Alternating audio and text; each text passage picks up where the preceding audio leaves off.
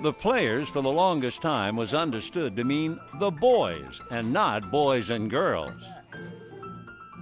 Well, I wanted to play on an organized team like everyone else, and so my brother said, no, you can't go out, you're a girl.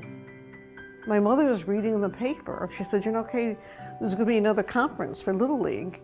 Why don't you try out for one of the teams? She cut my braids. I dressed as a boy. I said, I don't know what to call myself. Well, I used to read Little comic books all the time, and I loved Little and Tubby. She said, just call yourself Tubby. I took a lot of harassment from some people. I think it's because I was better than some of their sons. When they came out, they would yell at me that I'm a girl. You're a girl, you don't belong out there. After the season was over with, my dad went to a meeting, and when he came home, he said, they're going to put this rule in saying no girl under any circumstances will ever play Little League baseball. It's a game for boys and boys only.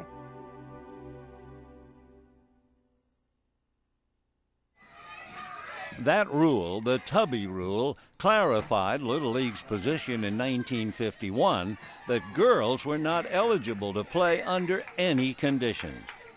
There was also perhaps a societal perception as well that baseball was for boys. Throughout the 50s and 60s, there were cases of other girls who might have gotten put on teams, not because people wanted to break the rules, they just thought, why not, she can play. And in every case, when Little League heard about it, they would contact the league and say, you cannot have a girl on your team. You must remove the girl from the league or you're going to lose your Little League charter. By 1973, nearly 24 lawsuits relating to girls playing Little League baseball had been originated throughout the country.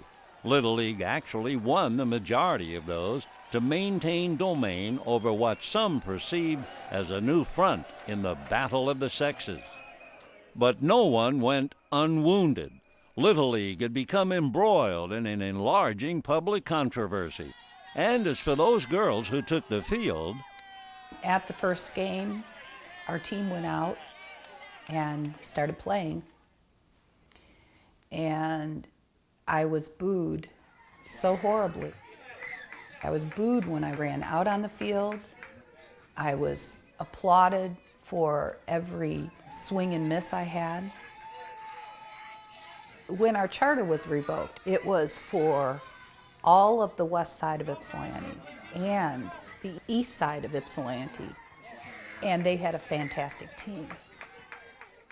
They were not allowed to go to the playoffs because they were no longer affiliated with Little League. It was life-altering for my family and for me and for any of the boys that were playing that year. And nobody remembers that I was only 12. I was just a kid. When the New Jersey Supreme Court ruled that girls in that state must be allowed to play Little League baseball, the organization finally lifted its 35-year prohibition of girl players. By the end of the 1970s, 1 in 25 Little Leaguers was a girl. Today, it's 1 in 7. Little League realized too late that girls could play. They should have been able to play all along. The first girl to play in a Little League World Series game occurred 11 years after the New Jersey Supreme Court ruling in 1984.